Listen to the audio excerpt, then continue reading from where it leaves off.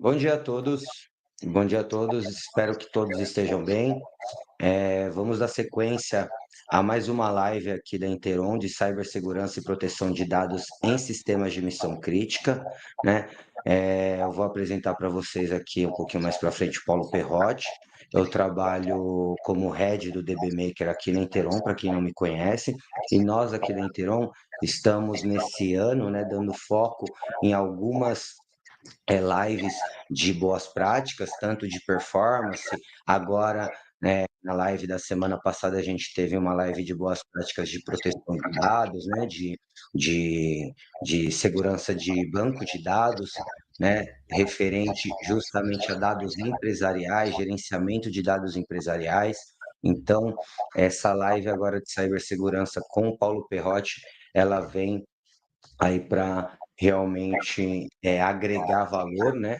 E também ajudar para que vocês estejam sempre dentro da segurança, né? Respeitando toda a segurança, tá? Vamos para o próximo slide, por favor, Paulo. Então, aí o Paulo Perrotti, ele é CEO da LGPD Solution. Eu vou pedir para que ele se apresente aí e ele vai fazer uma apresentação referente à cibersegurança. Depois, a gente vai falar um pouquinho sobre os produtos DB Maker e Escobol e também vamos ter um bate-papo aqui, né, nessa apresentação, um pouquinho sobre segurança, para a gente poder conversar um pouquinho melhor e vocês estarem por dentro de todo esse material e esse conteúdo de cibersegurança que o Paulo Perrotti tem para passar.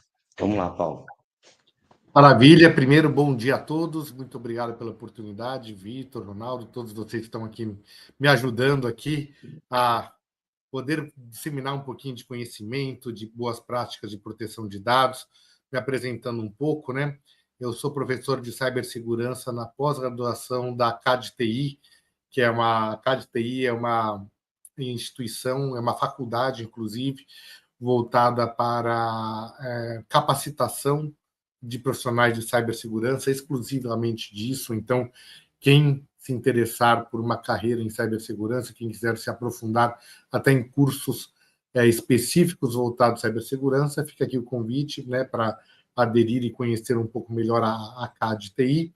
Sou também sócio da LGPD Solution, que é uma empresa voltada especialmente para processos de governança e tecnologia para proteção de dados. Então, são a adequação das empresas voltadas para questões de requisitos técnicos voltados para proteção de dados, né? Principalmente dados pessoais. A gente sabe, depois eu vou falar um pouquinho da parte regulatória, mas é importante a gente saber que o seguinte: tudo que a gente faz hoje nos sistemas precisa estar, né, interligado com toda a parte de regulação hoje, né? Hoje, segurança não é mais uma boa prática. Hoje, segurança é uma exigência regulatória. Então, a gente tem que trabalhar sempre pensando na segurança desde o começo. E também sou o que a gente chama de DPO, né? O DPO é o que a lei exige, né? O artigo 41 da Lei Geral de Proteção de Dados exige que a gente vai falar um pouquinho mais sobre a responsabilidade desse profissional, mas toda empresa que coleta, trata, armazena e compartilha dados pessoais precisa ter um profissional chamado encarregado de dados, que é o tal do DPO, né? Data Protection Officer. Então, atuo como encarregado de dados de diversas empresas, né, aqui no Brasil, e esse é um dos serviços que nós prestamos na LGPD Solution. E, dentre outras atividades também, eu fui presidente, durante 4 anos, da Câmara de Comércio Brasil-Canadá, então tem uma questão também de uma experiência internacional aqui, também atuando na parte de proteção de dados, não só no Brasil, como no Canadá, que é um país aí muito bacana, que depois recomendo todos vocês a aprofundarem e conhecerem um pouco melhor esse país maravilhoso que é o Canadá. Tem muita similaridade aqui com o Brasil. Mas vamos lá continuar, então, iniciar então a nossa apresentação, que é um tema que está na mídia, né? Como vocês podem ver, proteção de dados todo dia, e eu sou uma pessoa que eu gostaria até que quem estiver participando aqui me acompanhasse, somente no LinkedIn, que é uma mídia profissional, né? Não vou postar foto, não vou postar dancinha de TikTok, fiquem tranquilos, eu não sei fazer dança de TikTok, mas todo dia tem uma notícia muito endereçada para a proteção de dados. E a gente tem que entender que a parte de proteção de dados é um diferencial competitivo hoje das empresas, né? Veja que o Itaú, né, aposta em privacidade de dados como diferencial competitivo. A gente vê como, né, as empresas elas têm uma gestão de dados muito mal realizada. Através dessa notícia da IT Media aqui, né, 85% das empresas têm colaboradores com acesso mais privilegiado que o necessário, ou seja, hierarquia de acesso, né? Quer dizer, política de acesso de usuários. Será que a tua empresa, você como profissional da área de tecnologia, como é que está o controle de acessos ao banco de dados, por exemplo? Como é que você está desenvolvendo um sistema? Você está pensando no acesso à base de dados da forma correta, acesso às aplicações da forma correta? E também, né, e a gente vê a repercussão disso no dia a dia corporativo. A gente vê que tem, ó, Justiça do Trabalho condena empresas com base na LGPD. Ou seja, se você não tem governança de dados, se você não tem uma política de privacidade, se você não consegue implantar segurança de dados dentro do seu desenvolvimento, isso é um risco. Eu falo, já não é mais uma boa prática. Antigamente, é uma boa prática, etc. Não, hoje é uma exigência legal, porque não só você vai ter um impacto de uma perda de dado, como também se você tiver uma perda de dado pessoal ou uma infração de dado pessoal, vamos supor que um hacker consegue acessar a sua base de dados, consegue extrair essas informações. Essas informações que ele coleta é passível de uma multa hoje. Hoje existe uma Autoridade Nacional de Proteção de Dados, é uma agência, como se fosse uma Anatel, por exemplo. Quando você tem um problema de telefonia, quem você acessa? Anatel. Quando você tem um problema de proteção de dados, quem você acessa? A ANPD, Autoridade Nacional de Proteção de Dados. Então, criou-se um órgão regulador onde qualquer pessoa, seja empregado, seja fornecedor, seja um usuário de sistemas, se ele entender que o dado dele foi violado, ele pode denunciar essa violação para uma autoridade e você vai estar passível não só de uma diligência, né, de uma autuação, como também pagamento de uma multa que pode chegar até a 2% do faturamento anual da empresa. Veja o impacto que pode acontecer em um vazamento de dados massivo, né? A gente viu isso recentemente, um banco teve vazamento de dados. E nós que trabalhamos com COBOL, trabalhamos com uma linguagem de desenvolvimento que remete a sistemas críticos, a gente não pode estar suscetível a esse tipo de problemas. E a XP, pois é, um dos 5 maiores bancos do Brasil, mandou um comunicado há mais ou menos um mês e meio atrás, 2 meses atrás, dizendo que dados de correntistas foram violados. Não só os dados, como valores de investimento. Isso é o quê? Um erro de sistema, um erro de programação que possibilitou que alguém acessasse aquelas informações. Pode ser um erro de monitoramento, um erro de dupla checagem, um erro de autenticação, um problema de login e senha, né, perfil, mas aconteceu um problema de infiltração na XP. Né? Isso foi público, porque a XP mandou um e-mail para todos os correntistas dizendo que houve uma infração de dados. Logo, né, se ele mesmo assumiu, porque uma das características da Lei Geral de Proteção de Dados é que você tem que se autodenunciar se acontecer uma infração. E foi o que aconteceu. Então, se acontecer uma infração, você tem que levar a público. E isso é um grande problema, tá bom? E aqui nós vamos falar alguns tópicos, né, da nossa apresentação, que é a introdução à cibersegurança e sistemas de missão crítica, questões regulatórias e LGPD, implementação de cibersegurança em mainframes, COBOL e cibersegurança, e casos de estudos e melhores práticas. Esse é o nosso roteiro de hoje.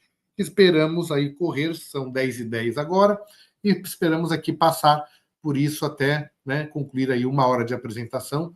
E vamos aqui, introdução à cibersegurança. Aqui eu coloquei 5 hipóteses de problemas que acontecem com dados e informações. O primeiro deles ali em cima, né, que é um rapaz de terno ali, ele colocou ali atrás, que está em vermelho, eu coloquei um destaque em vermelho ali, um post-it escrito passwords, ou seja, todas as senhas desse congressista, né? Um congressista norte-americano. Ele estava numa entrevista, fazendo uma entrevista online, né, ao vivo, para a CNN, e ali atrás estavam, né, uma lista de senhas, né, provavelmente senhas que podem comprometer a segurança dele. Temos aqui embaixo, né, do lado esquerdo, uma recepção. A recepção é um dos pontos de grande vulnerabilidade, por incrível que pareça. Quando você entra numa recepção, o que você coleta de dados? Geralmente, teu nome, uma identidade sua, um RG, um CPF, uma foto sua e uma cópia da tua identidade. Com isso, hoje, você, como vocês bem sabem, com todas as informações, nome, foto e sua identidade, você pode fazer muita coisa, inclusive abrir uma conta bancária, né, de um banco digital que tenha, né, uma base de KYC, né, de Know Your Client, muito baixa, de restritividade muito baixa. A gente tem também ali, né, a gente chama, que eu boto o rapaz gritando ali no telefone, que é um telefone antigo, não é um smartphone, mas é o famoso assédio via call center, né? Como se sistemas, né, de call center, etc., ela também, isso é reconhecido também como infração de dados. Então, muita gente fala assim, poxa, será que você como usuário de um sistema, você que está desenvolvendo uma aplicação, você está prevendo que é possível acontecer um assédio de um usuário ou de um cliente? Ou seja, os dados que eu estou coletando e digitalizando são dados mínimos e necessários ou eu estou coletando mais dados que o necessário? Mais dados que o necessário é errado, de acordo com a lei. Você tem que trabalhar com minimização de dados. Quanto menos dados, melhor. Então, quando estamos programando um sistema com segurança, nós temos que pensar na minimização de dados. Então, esse conceito, depois a gente vai falar sobre uma outra teoria, um outro conceito muito importante na parte de programação, mas a parte de minimização de dados é muito importante, porque nós temos que coletar e tratar o mínimo de dados possível para expor menos as pessoas. E, por último, o papel. Né? Quanto menos papel, melhor. Por quê? Porque o papel ele é vulnerável. Ele é passível de perda, é passível de queima, pode ser apagado, e você não tem uma coisa que é muito importante que o sistema tem, que é uma das recomendações que a gente vai passar aqui para vocês, que é a rastreabilidade e o monitoramento.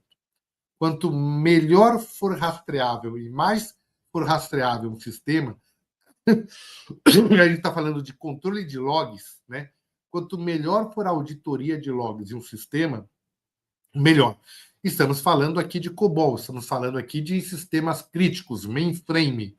Então é o seguinte, quem acessa, como acessa, quando acessa e por que acessa, né? Eu falo que quem atua com desenvolvimento de COBOL tem que trabalhar também com jornalismo.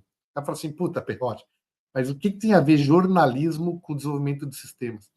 Porque uma das primeiras aulas de jornalismo é que você tem que reportar uma notícia. O que é reportar uma notícia?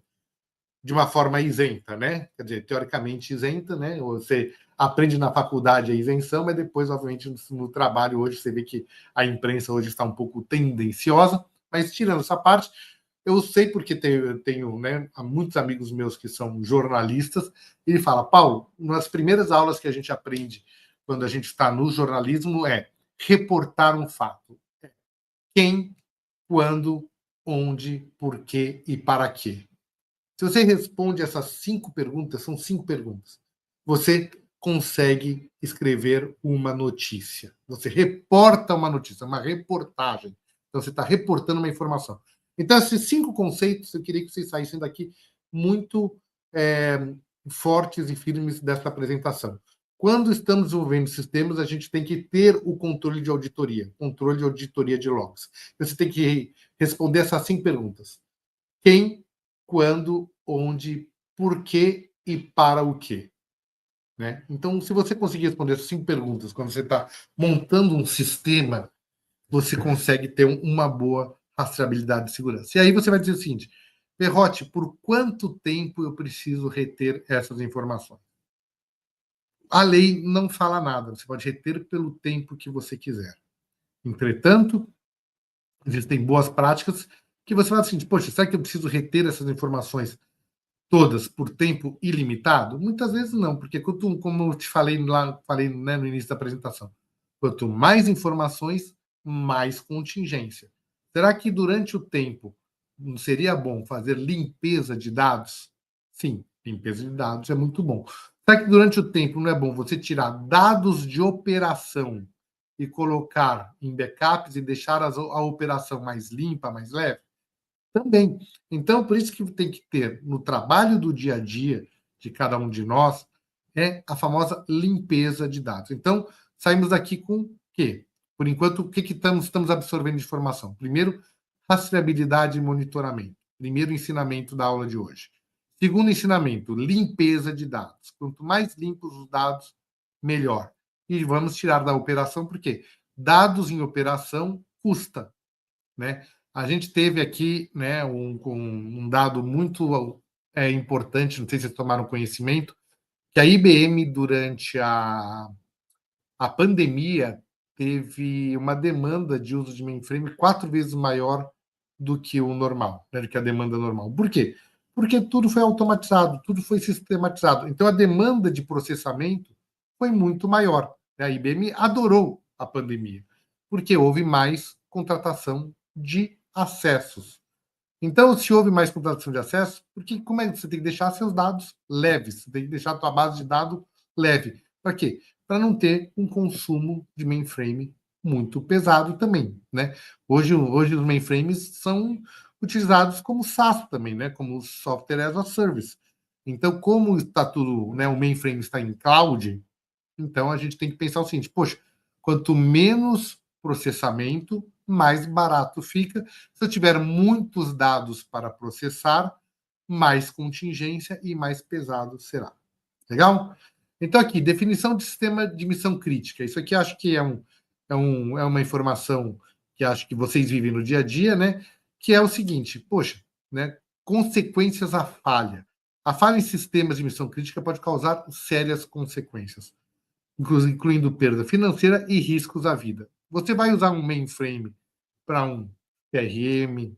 Não vai, você não precisa ter CRM.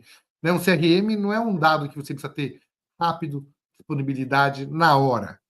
Mas um processamento de um banco, você precisa ter um mainframe, que é um processamento rápido e seguro. Para um sistema hospitalar, né, que você precisa ter uma demanda muito rápida de um processamento. Você vai usar um mainframe. Então, né, missão crítica exige rapidez e exige alto risco. Se você tiver essas duas variáveis, você está trabalhando com missão crítica.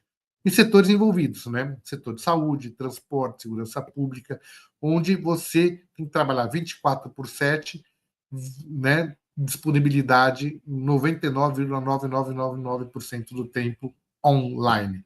Você não pode ter uma quebra de processamento, porque senão você pode ter prejuízos, né?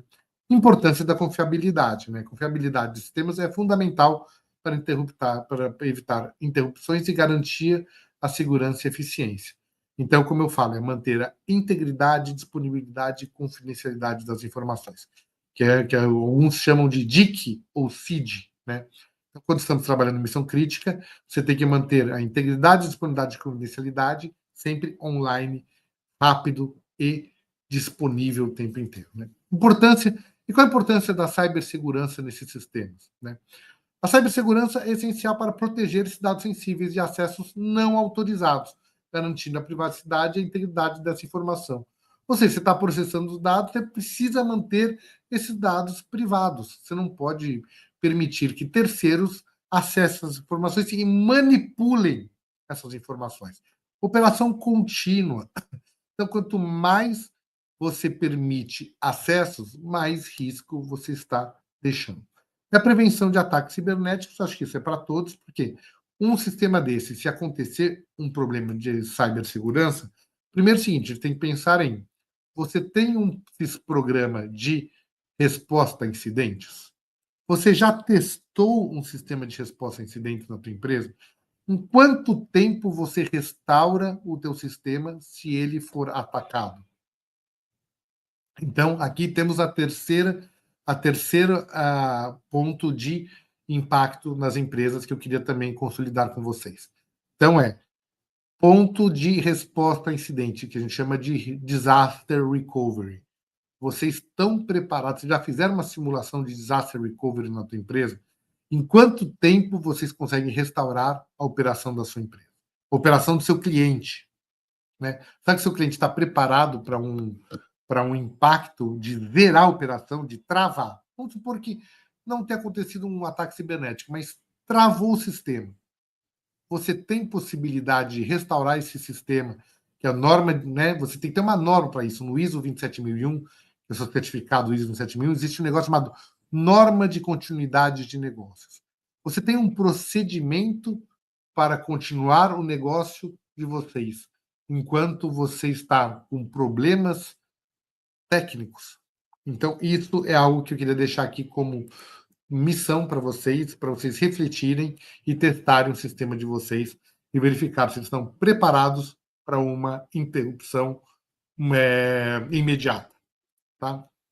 Então, sistemas, acho que vocês devem trabalhar muito com isso, né? Então, sistemas de redes elétricas, sistemas de controle industrial, sistemas de saúde, plataformas financeiras, tudo isso envolve sistemas de missão crítica, né? Eu falo assim, um CRM não vai precisar, um site, né? Dependendo do site, você precisa ter a disponibilidade 100% daquele sistema, mesmo não sendo mainframe, mesmo utilizando, né, sistemas legados, você precisa de integração. Será que a integração do seu sistema está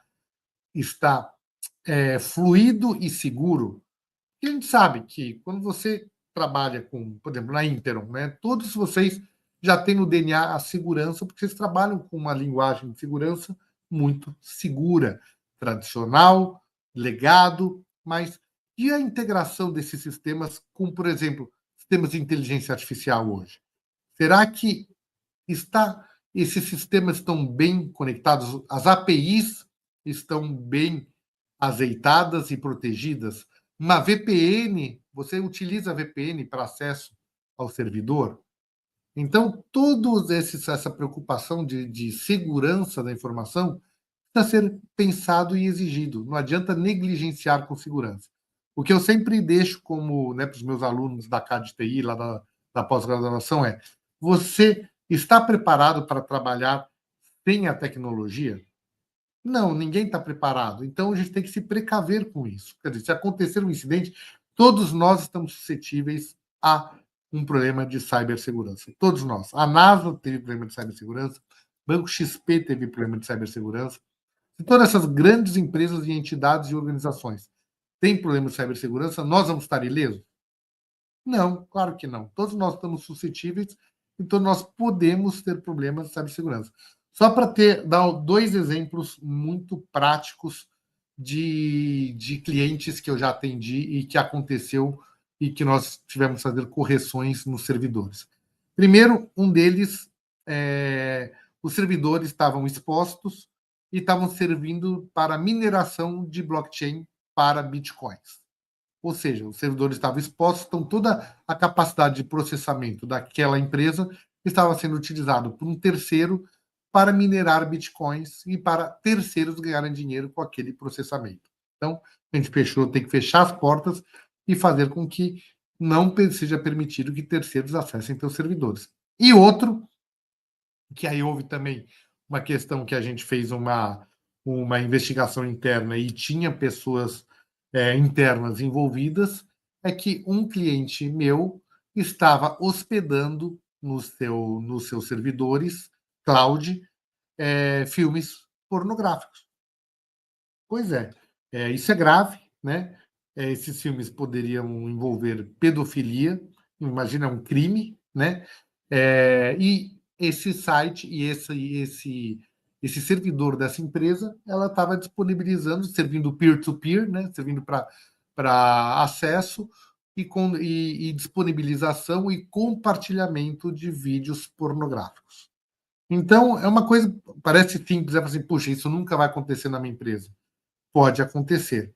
Pode acontecer porque existia uma pessoa lá que infiltrou, que possibilitou essa infiltração e que disponibilizou o processamento e ganhava dinheiro com isso. Então, né, você vê, os interesses particulares muitas vezes se sobressaem sobre os interesses da empresa e vai lá e fala assim, ninguém vai ver, eu cuido aqui da rede, eu vou abrir aqui uma porta aqui e eu vou fazer o processamento, eu vou deixar aqui armazenar e processar essas informações sem que ninguém saiba. E uma hora isso vem abaixo. Uma hora a gente descobre, e quando descobre, obviamente, que a gente toma as devidas providências. Isso é um crime, né? Então a gente pode também imputar questões criminais contra essas pessoas que usurpam, né, dos sistemas tecnológicos de terceiros, tá? E questões regulatórias da LGPD. Agora, falar das questões legais. Como é que a Lei Geral de Proteção de Dados impacta a cibersegurança de hoje? Então, nós temos um cenário dinâmico onde os dados hoje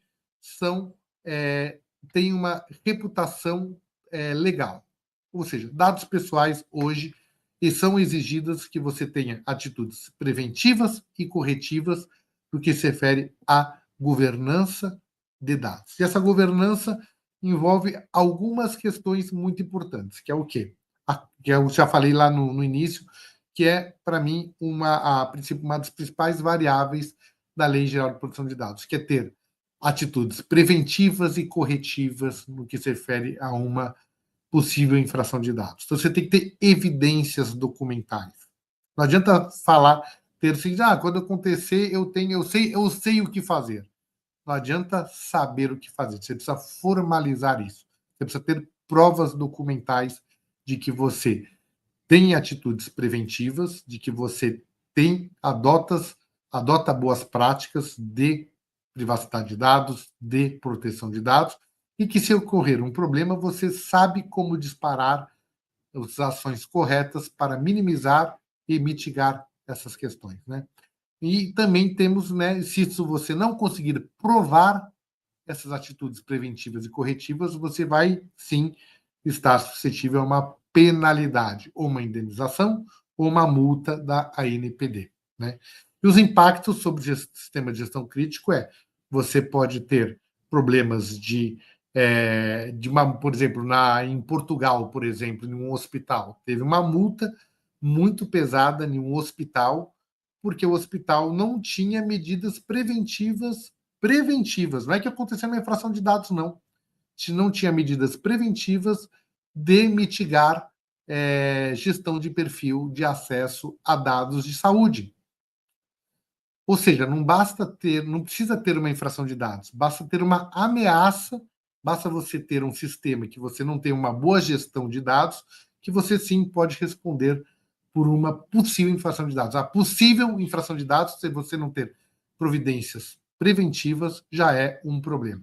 E aqui a gente vem, né, em um conceito de uma canadense, né, aproveitando aí que eu fui presidente da Câmara de Comércio Brasil-Canadá, de uma professora chamada Anna Cavoukian, que ela desenvolveu uma metodologia chamada Privacy by Design, né? Quer dizer, privacidade por design. Ou seja, você criar um produto ou um serviço já pensando na privacidade de dados desde o começo, desde o início. Você já estabelece prerrogativas no teu sistema no que se refere à privacidade de dados. Legal? E aqui eu tenho as 4 variáveis que você tem que levar em consideração. Quem puder pode tirar um print screen dessa tela, porque essa é o resumo da Lei Geral de Proteção de Dados que eu gostaria de compartilhar com vocês como mais um ensinamento desse workshop aqui que a gente está fazendo.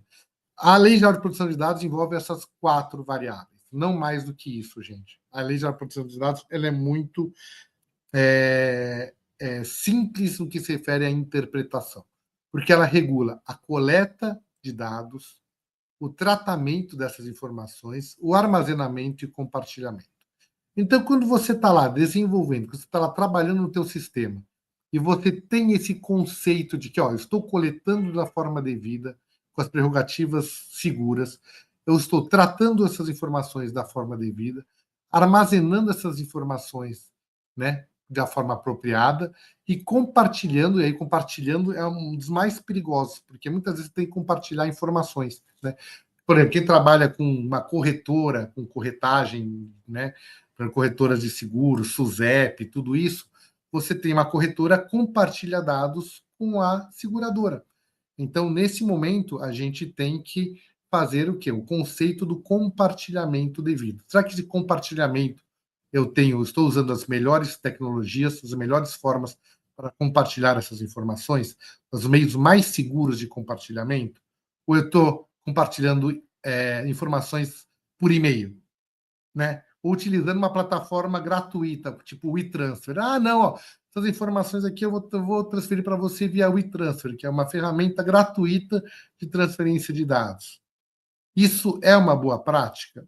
Não, não é uma boa prática. E-mail não é uma boa prática de transferência de dados e o e-transfer não é uma boa prática de transferência de dados, né? Porque eles não são seguros, eles não são criptografados. Então, dessa forma, a gente tem que pensar na metodologia de compartilhamento dessas informações. Então, temos que trabalhar pensando na criptografia e na segurança e no gestão de acesso das informações. Então, e quando a gente compartilha um dado, voltamos para o jornalismo, né? A gente tem que responder quem, quando, onde, por quê e para quê. Então, o jornalismo ajuda também o seguinte, poxa, se eu compartilhar um dado, se você, por exemplo, você vai compartilhar uma informação, você disponibiliza isso na tua plataforma e você disponibiliza um login e senha para quem você quer compartilhar. Então você sabe quem, quando, onde, por quê e o que foi coletado aquela informação. Então você tem um controle de gestão, então você sabe identificar quem foi que acessou, quando foi e o que foi acessado, né? Você minimiza e mitiga e restringe informações. E aqui, uma das questões mais importantes que eu gostaria de falar com vocês, que eu depois queria fazer uma enquete quando estiver conversando aqui com vocês, que é: quem de vocês já nomeou um encarregado de dados? Tá? Isso é muito importante. Deixa eu até aqui dar uma olhadinha aqui nos comentários e verificar.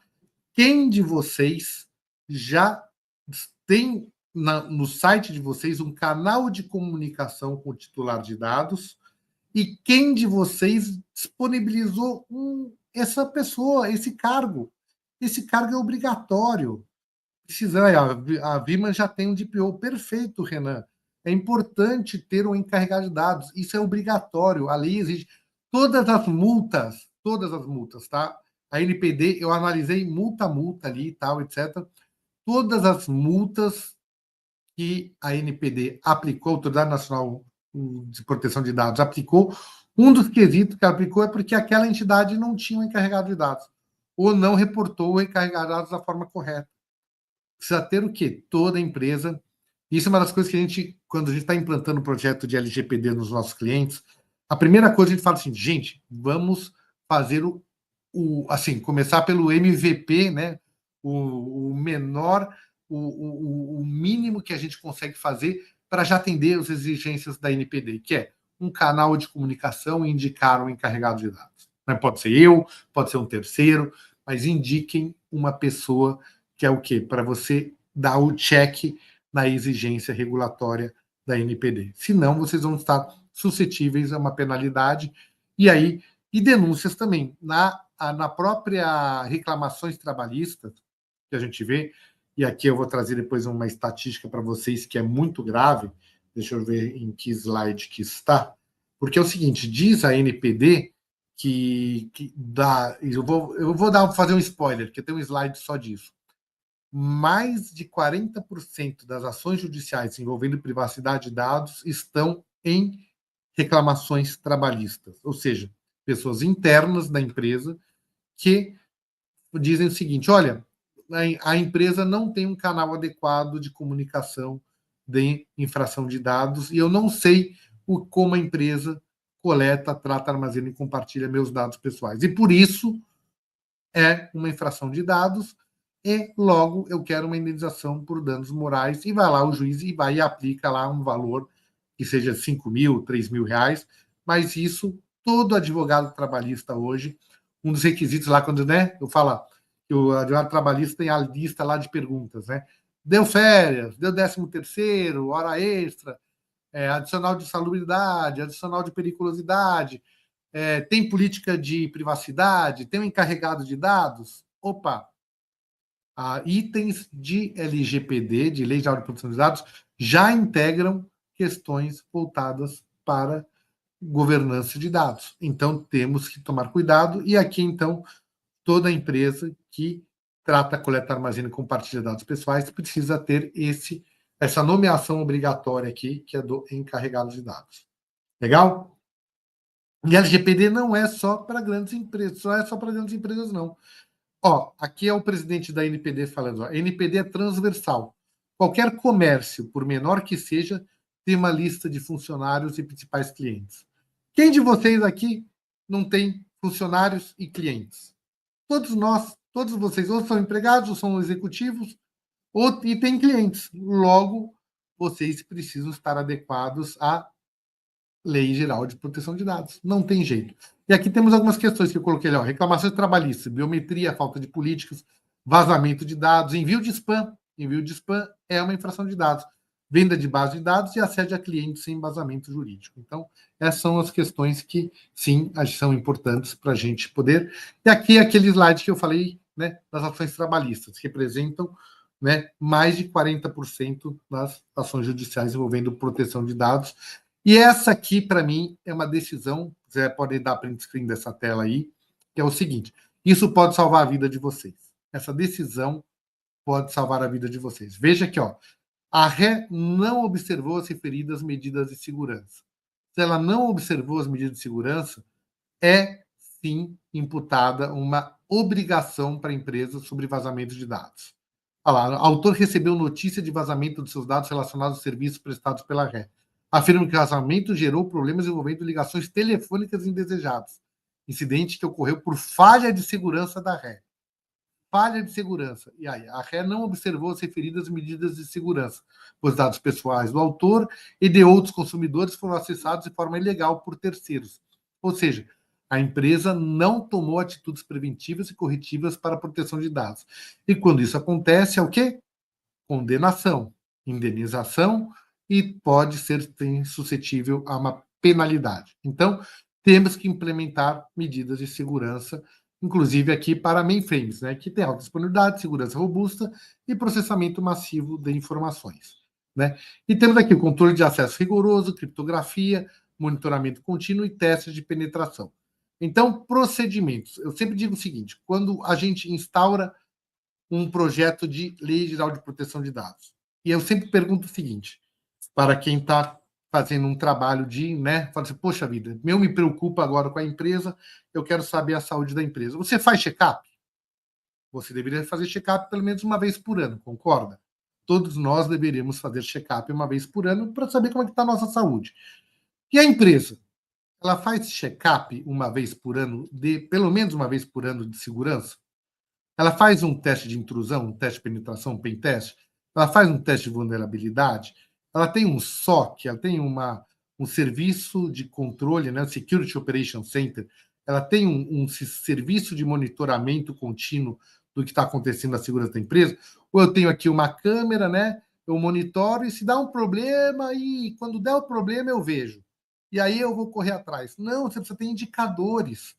Você precisa programar já indicadores, KPIs, né, indicadores que no momento que acontece o problema, você tenha, né, tem uma mensagem do que aconteceu. Ontem eu tive uma entrevista, né, com um trabalho de também desenvolvendo um processo de LGPD em um cliente que atua com sistemas financeiros. Né? E aí eu perguntei, vocês têm indicadores de segurança? Nós temos indicadores de segurança. Nós implantamos um sistema que, quando dá um problema, manda SMS para toda a equipe de segurança.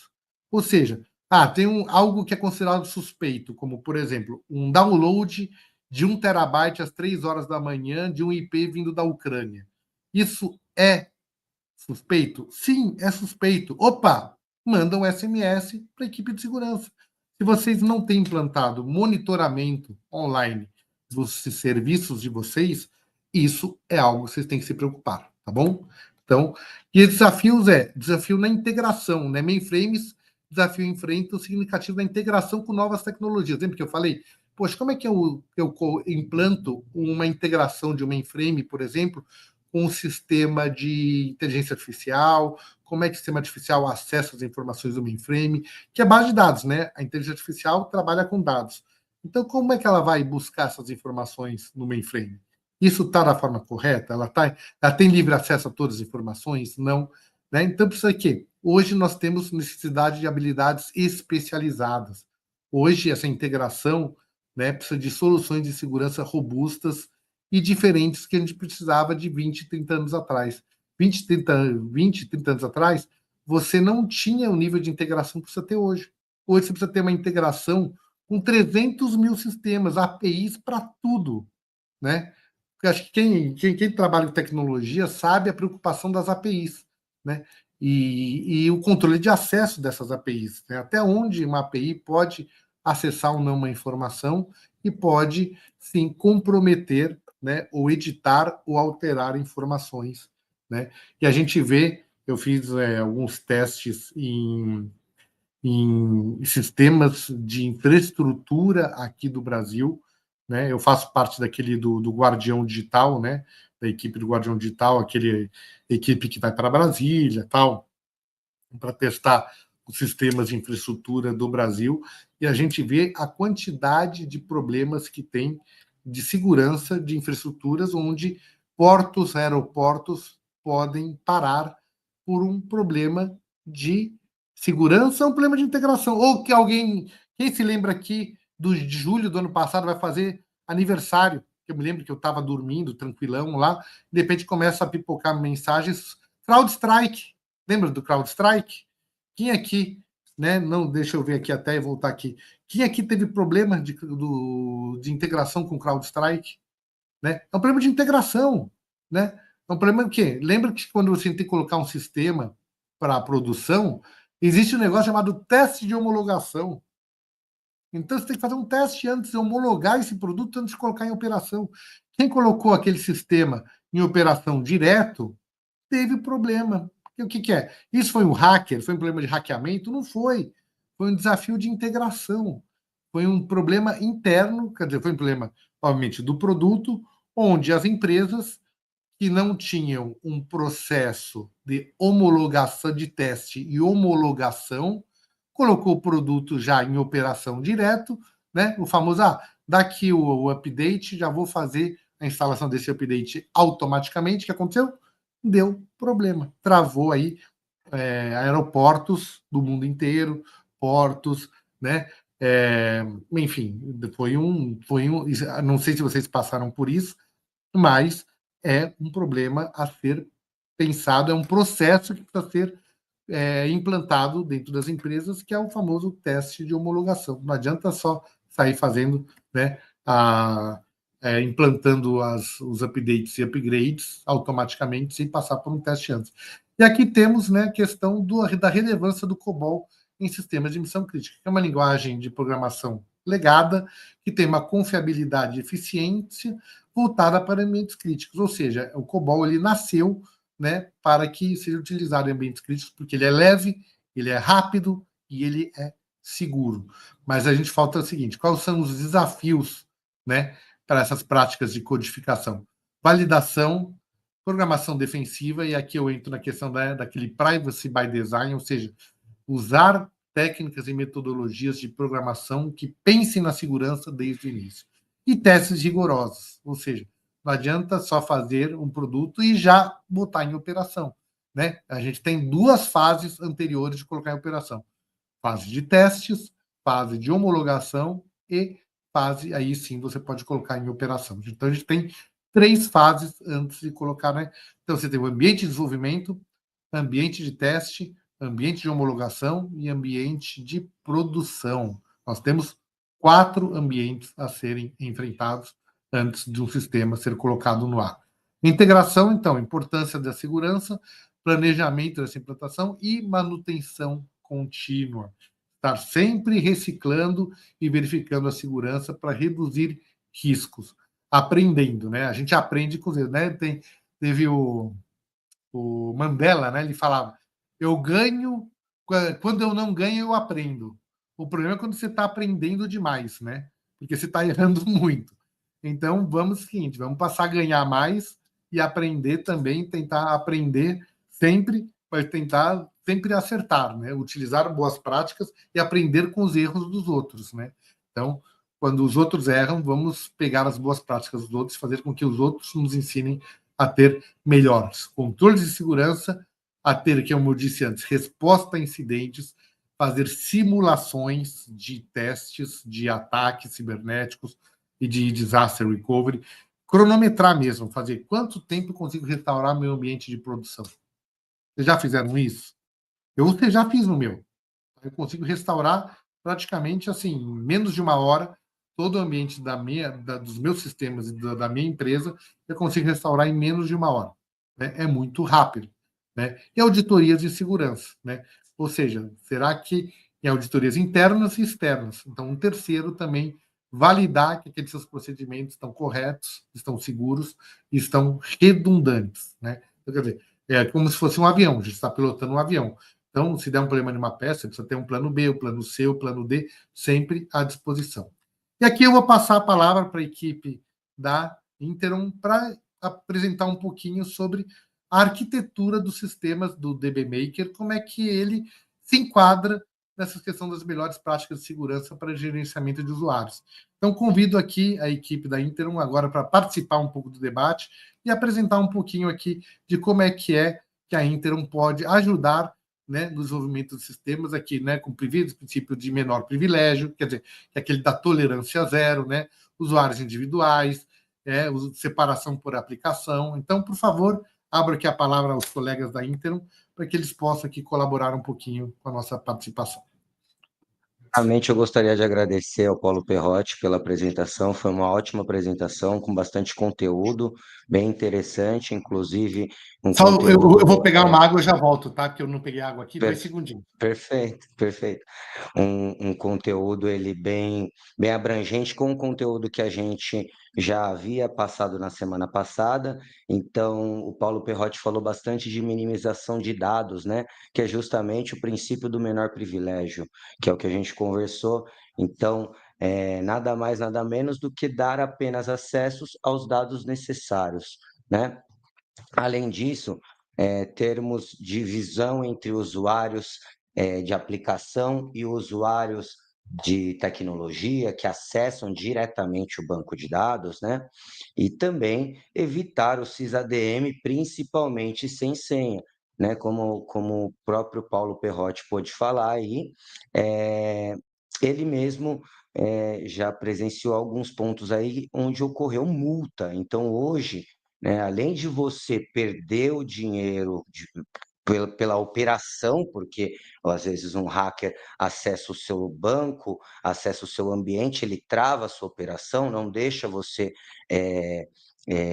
ter o seu lucro diário ali que você iria ter, né?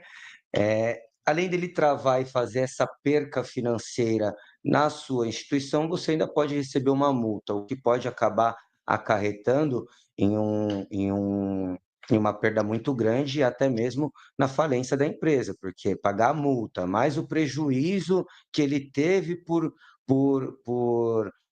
ter sido hackeado e o banco ter ficado parado tantos dias, tudo isso pode acarretar em um grande problema aí na sua empresa, né?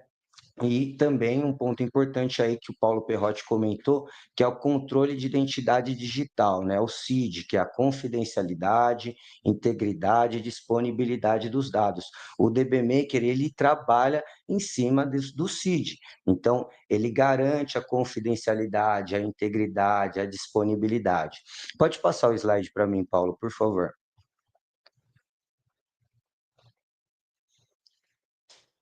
Isso. Então, como eu comentei na própria apresentação que a gente teve, né? O SysADM é o principal ponto que vocês precisam evitar agora. Muito cliente nosso usa SysADM. SysADM é super user, não é para ser usado pela aplicação, não é para ser usado por você para fazer manutenção no banco. Você tem que ter um usuário para fazer manutenção no banco. A sua aplicação tem que ter um usuário para acessar o banco. E outro ponto que tem alguns clientes, são poucos, mas tem alguns que não colocam senha. Ou seja, entrou, faz o que quiser, né? Então, é muito complicado essa estrutura. Essa estrutura, ela tem que ser mudada, porque hoje vocês podem ser autuados por estarem assim, né? E a Interon não quer que isso aconteça com nenhum dos nossos clientes, tá? Aplique o menor privilégio, ou seja, minimização de dados. O Paulo Perrotti comentou isso, né? Para que dar privilégio de um objeto que não vai ser usado? Se aquele usuário for hackeado, o hacker vai conseguir acessar um objeto que não tinha nem necessidade dele ter acesso, perfeito? E gerenciar suas permissões, né? Eu vou falar um pouquinho mais para frente no próximo slide, pode passar, por favor, Paulo? Sobre também monitoramento. Então, gerenciar suas permissões não é nada mais, nada menos do que monitorar, concorda? Então, ter um monitoramento efetivo é parte de uma segurança, porque você vai monitorar não só a sua segurança, você vai monitorar o seu desempenho, você vai ter um monitoramento para ver se sua integridade dos objetos do seu banco de dados está legal, se a segurança do seu banco de dados está legal, se a performance do seu banco de dados está legal, se o gerenciamento está adequado e adapto para evitar gargalos de I/O, certo? Então, o monitoramento, ele é algo hoje que não é uma opção, é uma necessidade, porque vocês precisam monitorar. Ah, Vitor, mas eu implementei aqui e não monitorei. E 6 meses vai estar defasado. Porque o seu banco evolui. Quanto de nota você emitiu em 6 meses? Outro ponto muito importante que foi comentado aqui: olhar para os dados históricos. Para que ficar com um monte de dado que você não trabalha? Isso te ocupa espaço, te prejudica em performance e segurança, porque você é responsável por esses dados agora. E você não vai ter performance porque você tem muito dado no seu banco de dados, tem muita informação no seu servidor. Então, foco nisso, vamos tentar melhorar essa parte de, eu tenho muito dado histórico, trabalha nisso, vê, você precisa disso? Preciso. Então, vamos separar, vamos colocar esses dados históricos em um banco separado, e essas poucas pessoas que acessam esses dados vão acessar apenas esse banco, um controle mais seguro, né? Um controle mais adequado para isso. Então, aqueles dados históricos, eles estão mais controlados porque poucas pessoas vão conseguir acessar aquilo, porque tem um controle melhor, tem um banco separado, né? Aí os dados que são mais atuais, que sofrem alterações constantemente, você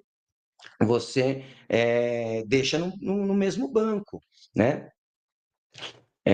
Eu vi aqui que o Renan comentou também no comentário, referente até uma oficina de mecânica pode ter informações referente ao dono do carro.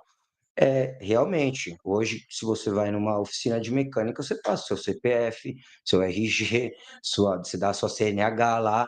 Então, realmente, se o LGPD não for bem implementado, né, se a sua segurança não estiver bem implementada no seu ambiente, não importa qual seja o tipo de software, pode ser um software desde de mecânica até um de mercado, né, onde você vai lá no mercado comprar e lá vai ter spywares ou hackers roubando informações referente aos clientes daquele mercado ou daquela mecânica, né? Vamos para o próximo slide, por favor. Então, comentando apenas do slide anterior, o DB Maker ele possui toda a estrutura para que a gente tenha segurança e evite qualquer tipo de problema. Temos criptografia de dados parados, Transparent Data Encrypt, temos criptografia de dado em movimento, tá? Temos gerenciamento de segurança e no COBOL também temos criptografia de dados sensíveis, né? Podemos trabalhar com HTTPS, né? Em vez de trabalhar com HTTP, trabalha com um protocolo de segurança, que é o HTTPS. Então, a Interon, assim como o DB Maker, ele, por trabalhar com os dados, né, ele tem uma estrutura muito mais robusta, mas o Scobol, por ser um front-end que transmite esses dados, também tem essa estrutura de segurança. Então, o interessante Vitor, nós não estamos dentro da estrutura de segurança e gostaríamos de estar. Já era um chamado na Interon, vamos trabalhar nisso, porque é muito importante. O Paulo Perrotti enfatizou essas questões de multa, né? Então, eu acho que hoje a gente já está ficando mais, como que eu posso dizer, amadurecido nessa questão do LGPD, porque ela veio aí, a gente não sabia para onde ir, criou DPO, como o próprio Paulo falou, cria um DPO, mas o próprio DPO às vezes nem sabia o que ia fazer. Então, fazer tudo certinho, a gente já conseguiu consolidar essa ideia do LGPD. Então, vamos colocar ela, vamos implementar a princípio do básico. Começa com o seu banco, com uma boa configuração, começa com a sua aplicação, trabalhando com protocolo HTTPS em vez de HTTP, vai fazendo o básico, que em breve você vai estar dentro da legislação, conforme as regras e governança da LGPD. Tá ok? Bora para o próximo?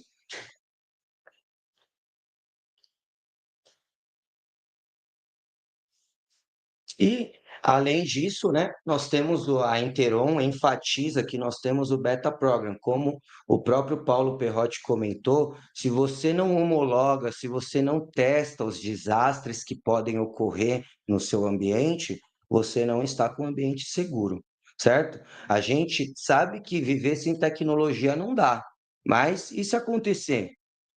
A gente precisa estar preparado, certo? Então, a maneira se tiver um desastre hoje, o meu backup, ele está me atendendo, eu já fiz restore do meu backup, são várias questões que a gente não se, que alguns dos nossos clientes, né, não se preparam, outros já se preparam um pouco mais. Então, o foco vamos se preparar para o desastre, né? Se é backup, testar o rollover desse backup para ver o tempo que está demorando, para ver se aquilo está te atendendo, né? Não adianta, eu tenho backup aqui, mas eu nunca testei a restauração desse backup.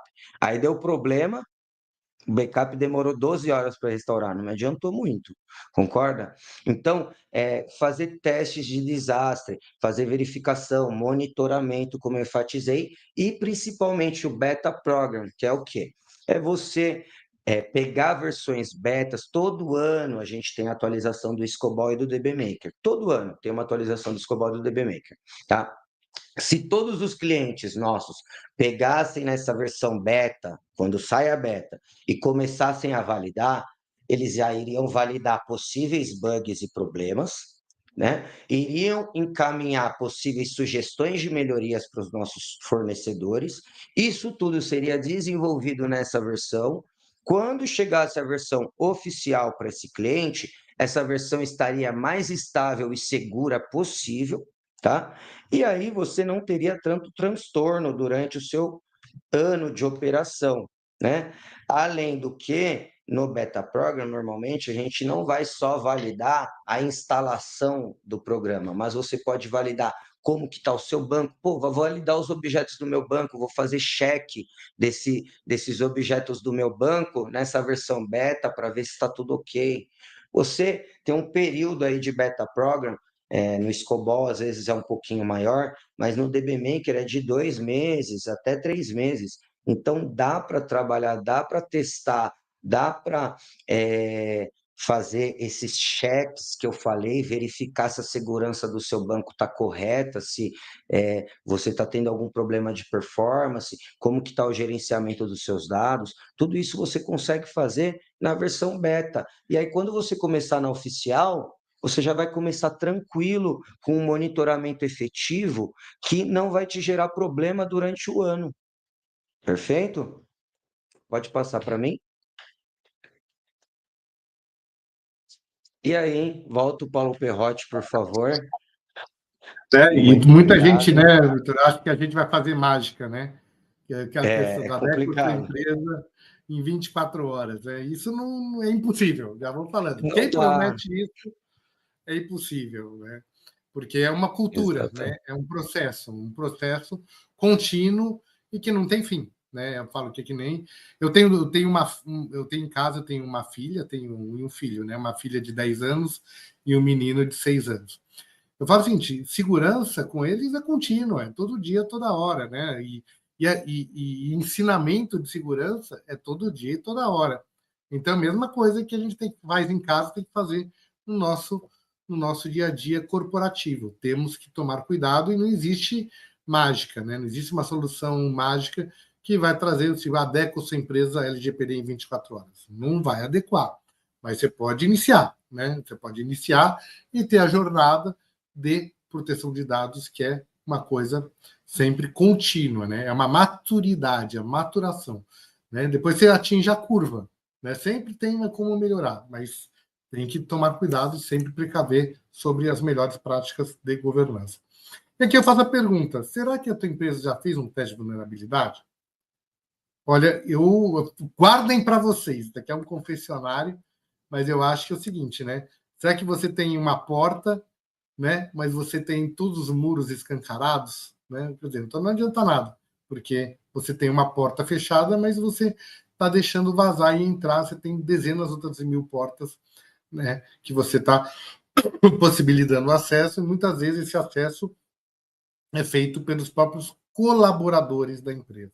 Então você precisa ter o quê? Monitoramento e rastreabilidade sempre do que está acontecendo. Né? Conclusão. Opa, cheguei na nossa conclusão.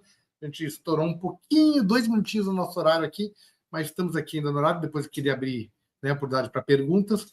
Conclusão: importância da cibersegurança, ou seja, ela é crucial para proteger os dados, sistemas críticos, os desafios. Tem 2 grandes desafios aqui para a área de COBOL. Inclusive, eu estou uniformizado aqui, ó, com a camiseta de COBOL aqui, como vocês podem ver. Estou vestindo a Muito boa. camisa. A gente tem que vestir a camisa. Desafios, regulação. Então, acho que tem um desafio que é integração. Acho que a integração hoje é um dos grandes desafios que a gente não tinha há 30 anos atrás. Né? Eu acompanho e desenvolvia sistemas na década de 90, e hoje é totalmente diferente do que acontecia na década de 90. Né? Antes você tinha um perímetro de desenvolvimento. Hoje você não tem perímetros. Hoje o mundo é teu perímetro. Né? Você tem que acessar dados do mundo inteiro, compartilhar dados com o mundo inteiro. Antes você tinha um perímetro, você tinha uma rede, você tinha um cabo. Hoje é tudo Wi-Fi. Então, o desafio é como é que você compartilha essas informações, então a integração e agora a regulação. Quer dizer, antes, como eu falo, antes era uma boa prática, agora não é mais uma boa prática, agora é uma questão de lei. A lei obriga você a ter proteção de dados. Se você não tiver, você não vai poder fazer negócios com outras empresas e com outras entidades. E com isso exige medidas robustas de segurança, ou seja, investimento em segurança. Não tem jeito, vai ter que mexer a mãozinha, né? Vai ter que mexer no bolso e aumentar o nível de maturidade de segurança e aprendizado com incidentes, né? Não com os nossos, os incidentes dos outros. Então, olhar para os incidentes dos outros e ver onde eles estão errando e atuar de forma diligente para que isso não aconteça com você. E aqui, né, temos essa palavra, esse Anderson Mota, que é um profissional que ainda está no Citibank, há pouco tempo eu confirmei essa informação, que ele é um especialista de cibersegurança, de inteligência e cibersegurança, que ele diz o seguinte: estar sob ataque não é uma situação, um evento específico, é uma constante. Trata-se do como e quão frequente estamos sendo atacados. E aí eu sempre faço uma pergunta, né, quando chega, né, quando eu estou começando, vocês não, vocês já são profissionais já gabaritados, experientes na área de tecnologia, mas quando eu faço uma apresentação para uma empresa, geralmente está o dono lá da empresa, né, e os sócios, mas para a diretoria ali, que não é um nível tecnológico, eu falo assim: o que é mais importante? Você ter um seguro contra incêndio ou um seguro contra ataques cibernéticos? Aí, porque todos eles fazem seguro contra incêndio, né? Todos fazem, a maioria Só das que empresas faz não. seguro contra incêndio. Aí eu falo assim: tá bom, quantas pessoas você tem por dia que entram na sua empresa com um tonel de gasolina e um palito de fósforos para colocar fogo na tua empresa? Poucas. Nenhum. Nenhum. Anos e anos se passaram e ninguém quis colocar fogo na empresa. Agora é o seguinte: entre em contato com o seu profissional de cibersegurança e pergunte para ele quantos tentativas de incidente de segurança De tem ataque. por dia. Por dia. você vai ficar assustado. E aí você vai achar que é muito melhor você ter um seguro contra ataques cibernéticos do que um seguro contra incêndios. Né? E Sim, aqui eu sim, termino a sim. minha apresentação, agradecendo a vocês aí, deixando aqui minhas redes. Deixa aqui, Arena, você falou aí, né, que a tua empresa teve aí questões, né, voltadas para proteção de dados, etc. Fico aqui, meu e-mail, tá? paulo@lgpdsolution.com.br, fica aqui à sua disposição, caso a sua empresa tenha interesse de desenvolver e implantar algum processo de segurança de dados, segurança cibernética, ISO 27001 e todas essas boas práticas de governança de dados. Estou aqui à disposição para ajudar todos os nossos ouvintes aqui e vou parar o compartilhamento agora, porque esse foi meu último slide, para poder responder dúvidas e perguntas. Olha lá. Então, esse aqui, como diz, estou uniformizado aqui com a minha camiseta do COBOL, Muito vestindo a boa. camisa de vocês, faço parte do time e estou aberto aqui para perguntas.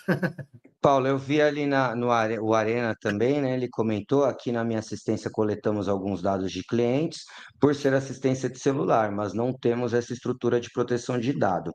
Realmente, assim, é como a gente comentou aqui, né, o Paulo? É, é uma empresa pequena hoje, né? Pelo que parece, né? Faz coleta faz assistência de celular, mas realmente precisa de proteção. Começa pelo simples, começa pelo básico e entre em contato aí com o Paulo Perrotti, se possível, ele pode te orientar um pouco melhor, tá? Mas é interessante você fazer, até porque a lei está aí, e ela vai ser, como o próprio Paulo comentou, vai ser vigente para qualquer um. A multa pode ser de 5 a 100 mil, né? Não vai ser muito legal, nem a de 5 mil para uma empresa que ainda está começando, e nem a de 100 mil, né? Enfim, então é bem interessante se adequar e começar a estar dentro da regulamentação da LGPD, tá bom? Tem mais alguém que tem dúvida aí, Tem uma pessoal? pergunta ali, ó. Tem uma pergunta Vamos sobre a lá. disponibilização do DPO para comunicação do cliente, do Renan ali, ó, e de quais formas geralmente isso é feito, tá?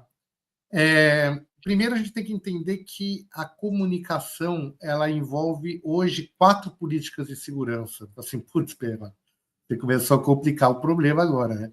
Assim, poxa, não é uma? Assim, não, são 4 políticas de segurança que você tem que disponibilizar a público. E quais são essas 4 políticas de segurança? Com clientes, com fornecedores prestadores de serviço, com empregados e colaboradores internos e com seleção de candidatos. Então, você tem que disponibilizar as 4 políticas de segurança e privacidade de dados, porque isso é que a lei fala sobre transparência de governança de dados. Então, você precisa ter o quê? Você precisa informar o usuário sobre a transparência e como você trata os dados pessoais dessas 4 variáveis aqui. Então, são 4 políticas de segurança totalmente diferentes uma da outra, porque você vai regular relações diferentes. E ter geralmente é pelo site, tá? Você coloca um site, um forms, tal, um formulário onde se divulga as 4 políticas. Você coloca lá você pode automatizar isso, caso você queira. E o mais importante lá você precisa ter no site de vocês o contato do encarregado de dados, do DPO, né? E é uma pessoa, né? Então você pode ter um e-mail lá escrito sobre privacidade @interom.com.br, mas precisa ter um responsável pessoa física. Tem que ter lá um nome Paulo Perrotti que responde por aquele e-mail. A lei exige que tenha uma pessoa, que seja designada uma pessoa. Não é um e-mail, é Não uma pode ser pessoa. que nem marketing, arroba, tem que ter Não, uma pessoa lá que tem um responda. responsável técnico, aí, já chama de responsável técnico. Responsável Então, técnico. Sim, eu tenho sim. DPO porque eu tenho lá o e-mail escrito privacidade, DPO. não. Isso não é Não. DPO. Tem que ter um nome da pessoa, é o Vitor Santana, que responde no e-mail privacidade, Perfeito. precisa ter um nome Perfeito. e precisa ter. E depois tem um processo também que o encarregado de dados tem que estar homologado e cadastrado no site da Presidência da República para comunicação de infração de dados e para receber Ah, as infrações de dados em nome da empresa. Então, você faz um processo, você chama um application, você vai mandar documentações, isso demora 24 horas, é um questionário com envio de documentações a teu respeito, onde a NPD, através do site da presidência, vai fazer uma análise do teu perfil, um KYC, e no dia seguinte, depois que ele faz o KYC, ele te libera as credenciais para você acessar o site do DPO para acesso a esse sistema de comunicação com a NPD. Então, não é tão simples assim. É bem complexo, É um tem que pouco realmente. burocrático, um pouco É, complexo, mas assim, por isso que eu falo, é um negócio que não adianta colocar a famosa tartaruga no poste, Vitor, né? Que é aquela negócio de falar exato. porque alguém colocou, né? Quem pode ser? Quem pode ser o nosso DPO? Ah, vamos colocar aqui Não o Zezinho pode. aqui. Zezinho, vem aqui! Não vai funcionar o Exa Zezinho, entendeu? Tipo, ele tem que exatamente, tem que ter escolher uma pessoa bem de uma forma pessoa pensada, exatamente. Perfeito. capacitada. Deu Então, para ótimo, gente. Acho entender? que essa foi a Ótimo. última pergunta.